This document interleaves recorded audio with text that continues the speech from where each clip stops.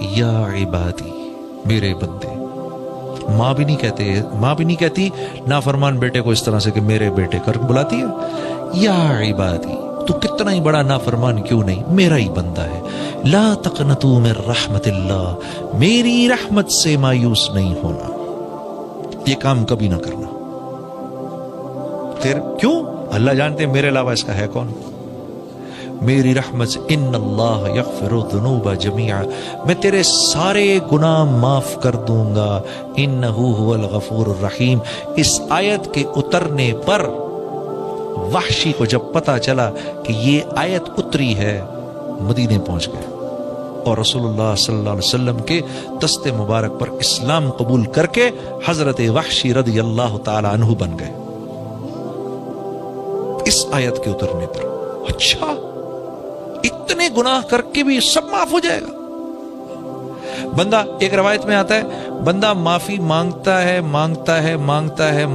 گناہ کرتا ہے، گناہ کرتا ہے، پھر گناہ ہوتا ہے، پھر معافی، پھر گناہ، پھر معافی، پھر گناہ، پھر معافی.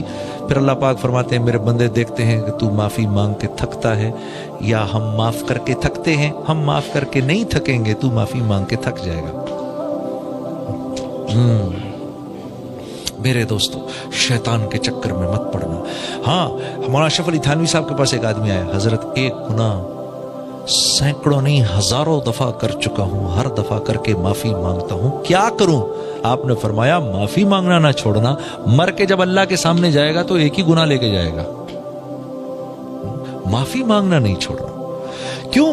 ان اللہ یحب التوابین، ان اللہ یحب التوابین. اللہ فرما رہے ہیں مجھے یہ جو توبہ کرتے ہیں نا بار بار گناہ کر کے، ان سے بڑی محبت ہے. محبت کیسے ہوتی ہے؟ ہاں، میں نے دیکھا ویسے ایک چیز مجھے بڑی تبلیغ والوں کے سامنے ذکر کروں نا کہ پیار کا، محبت کا، نرمی کا، تو ان کے مسکراتے چہرے بھی ہو جاتے ہیں.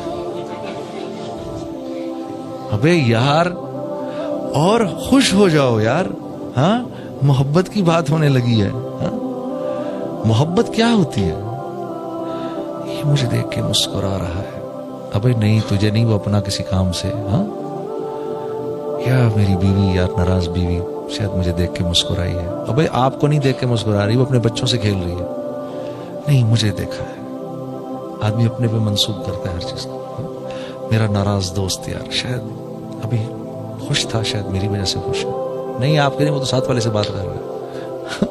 آدمی جس سے پیار کرتا ہے ہر چیز کو اپنے سے منسوب کرتا ہے. یہ پیار کا طریقہ ہوتا ہے، پیار کا انداز.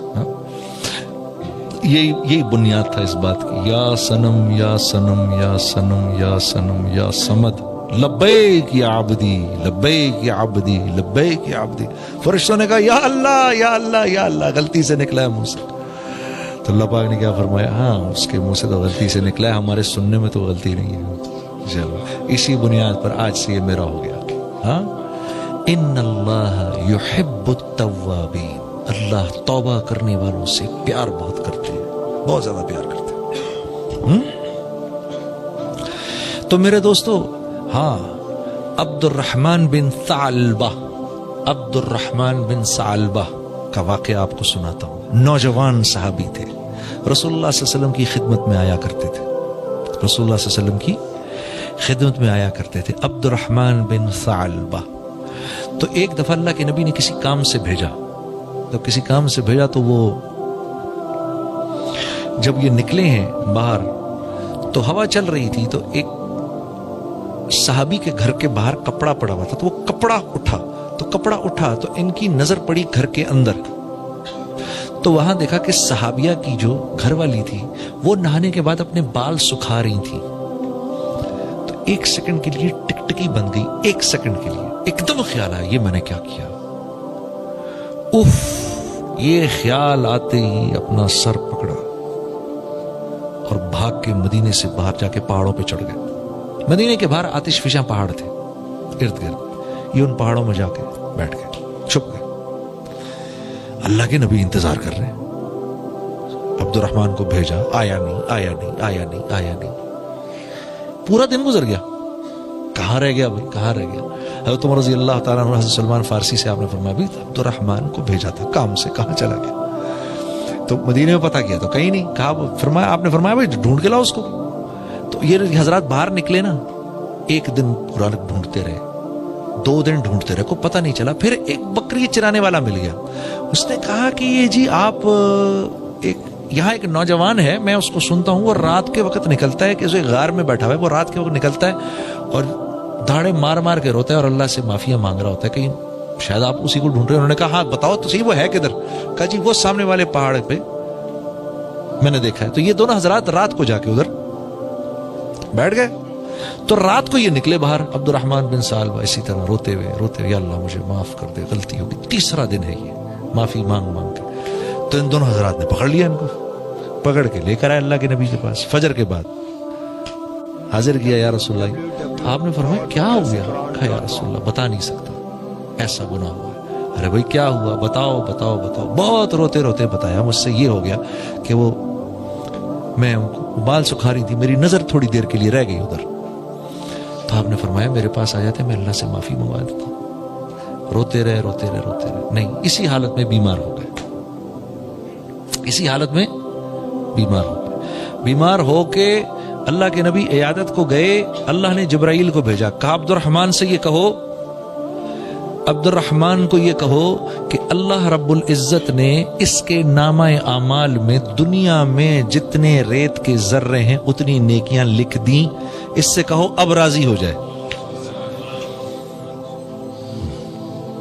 اس سے کہو اب راضی ہو جائے, اب ٹھیک ہو جائے. جب عبد الرحمن بن ثعلبہ نے یہ بات سنی تو یہ بات سن کے اتنے زور کی چیخ ماری کہ ان کی روح نکل گئی. ہاں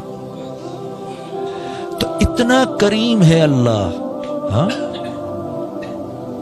جتنے ریت کے ذرے وہ لکھ دی. میرے بندے سے کہو چلو غلطی ہوئی, معاف کیا, غلطی ہو گئی.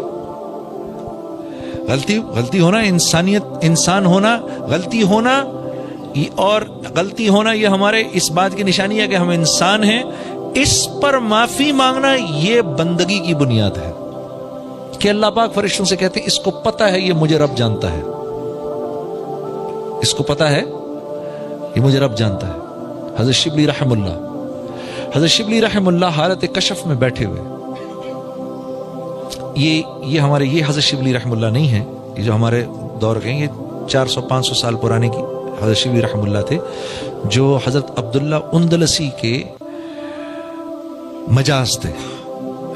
پرانے بزرگ کی بات کر رہا ہوں.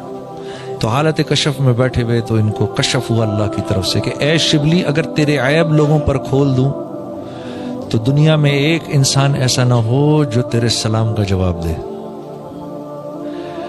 تو حضرت شبلی نے عرض کی اے اللہ اگر میں تیری رحمت کی وسعت لوگوں پر کھول دوں تو دنیا میں ایک آدمی بھی تجھے سجدہ کرنے والا نہ رہے.